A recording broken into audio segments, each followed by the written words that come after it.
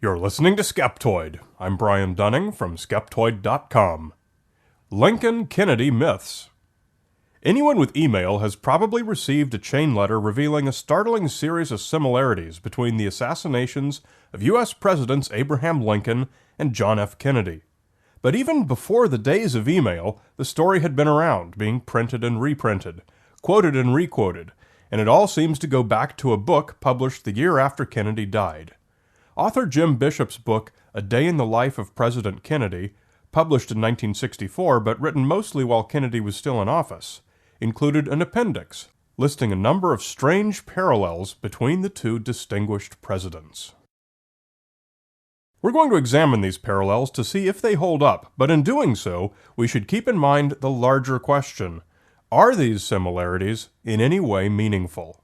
Do numbers and the spelling of names hold any consequential significance? Let's find out. Today's version of what's become quite the urban legend will read something like this. Abraham Lincoln was elected to Congress in 1846. John F. Kennedy was elected to Congress in 1946. Abraham Lincoln was elected president in 1860. John F. Kennedy was elected president in 1960. The names Lincoln and Kennedy each contain 7 letters. Both were particularly concerned with civil rights. Both wives lost their children while living in the White House. Both presidents were shot on a Friday. Both were shot in the head. Lincoln's secretary was named Kennedy. Kennedy's secretary was named Lincoln. Both were assassinated by Southerners. Both were succeeded by Southerners. Both successors were named Johnson. Andrew Johnson, who succeeded Lincoln, was born in 1808. Lyndon Johnson, who succeeded Kennedy, was born in 1908. John Wilkes Booth, who assassinated Lincoln, was born in 1839. Lee Harvey Oswald, who assassinated Kennedy, was born in 1939. Both assassins were known by their 3 names. Both names are made of 15 letters. Booth ran from a theater and was caught in a warehouse. Oswald ran from a warehouse and was caught in a theater. Booth and Oswald were assassinated before their trials. The Lincoln-Kennedy myths are really intriguing when you hear them, but perhaps equally captivating when you hear the counter-arguments. If I drop 6 pairs of dice, chances are that 1 pair will match. Taken by itself, that match is pretty cool. 4 U.S. presidents have been assassinated in office, which results in 6 possible pairings. Between those 6, it shouldn't be surprising that we'd find 1 pairing with interesting coincidences. But that's just where the counter-arguments start to get interesting. A lot of the similarities are about dates that are exactly 100 years apart. Well, this is no great shock, as U.S. presidential elections happen every 4 years, so there are only 25 elections in a century, and every president has at least 1 other president elected exactly a century before and or after. But this century-centric nature of the Lincoln-Kennedy legend starts to fall apart very quickly when you look at what should be the most important dates. Lincoln and Kennedy died 98 years apart, not a century, and they were elected to the terms in which they died 96 years apart, not a century. Conveniently omitted from the chainmail, but let's look deeper. My favorite disassembly of the Lincoln-Kennedy legend is the one on Snopes.com.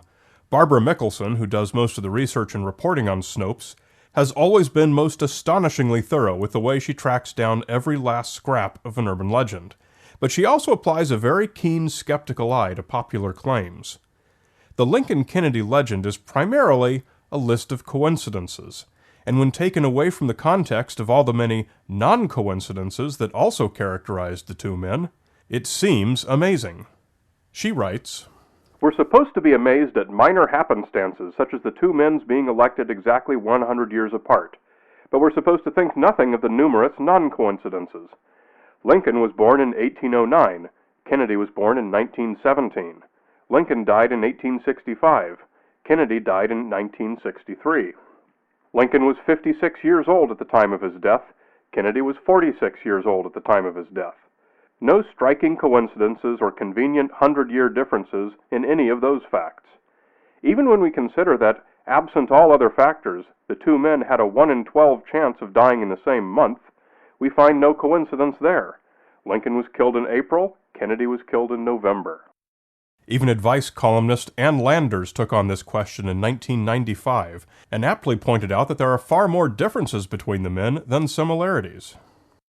Consider all the ways that Lincoln and Kennedy were different. They didn't belong to the same party, come from the same state, or even the same part of the country. They didn't have the same first names or even the same initials. One came from a rich family, the other from a poor one. One went to Harvard, the other didn't go to college at all. One was bearded, one was clean-shaven. One was elected to a second term, and the other didn't finish his first. Neither is there that much resemblance between the two assassinations. One was inside, the other was outside.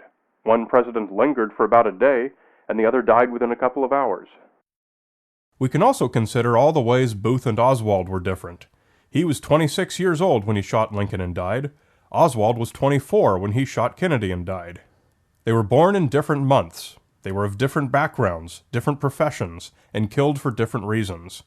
Booth was politically motivated. Oswald was an angst-ridden loner with no clear motive. Some of the similarities only seem surprising when pointed out. For example, that both presidents were succeeded by men named Johnson, born 100 years apart. Johnson is the second most common name in the United States.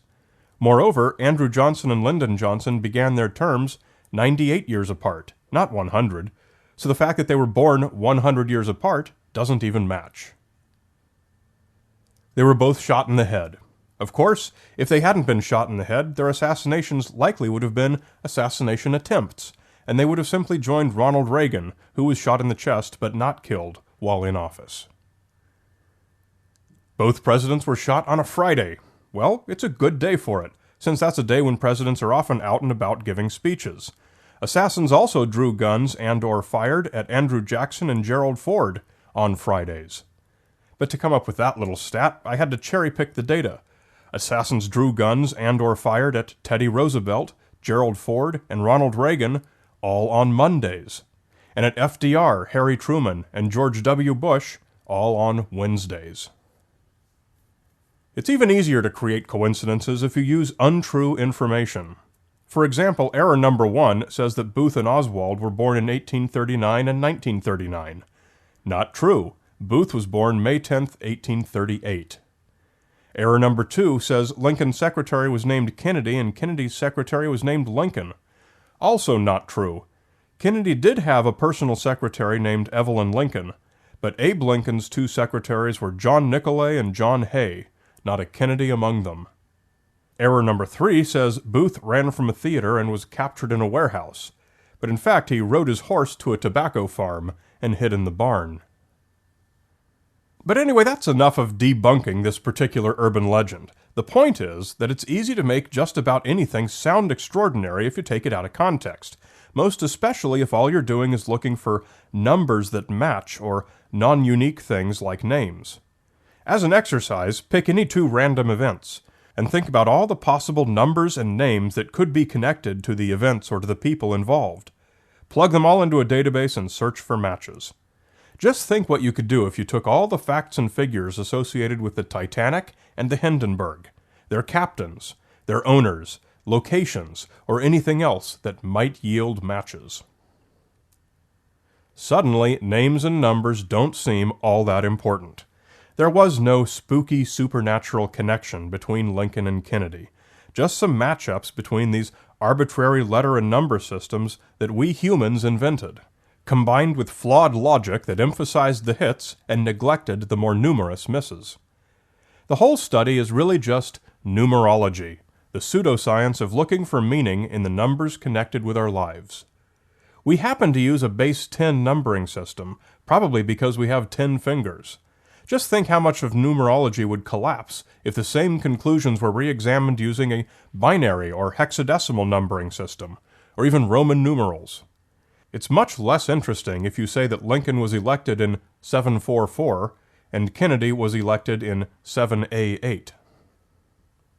To think of it another way, imagine a Gantt chart with time along the horizontal axis and horizontal bars representing the lives of Lincoln, Kennedy, their successors, their assassins, or anyone else you want to associate with the events. Take away all references to years. Just show time flowing as it's seen in nature, not as we humans have chosen to measure it, which would no doubt be demarcated completely differently if observed through a telescope by three-fingered aliens with a solar year of 500 Earth days. All of a sudden, there are exactly 0 observable similarities between Lincoln and Kennedy's assassinations. Take away the spelling of their names, which would also be entirely different if written down by Chinese translators, and even the similarities that we humans see melt away as well. So be aware of the real problem with comparisons such as the Lincoln-Kennedy legend or any similar assessments. The problem is not that some of the numbers may be wrong, and it's not even that the numbers might be cherry-picked or taken out of context.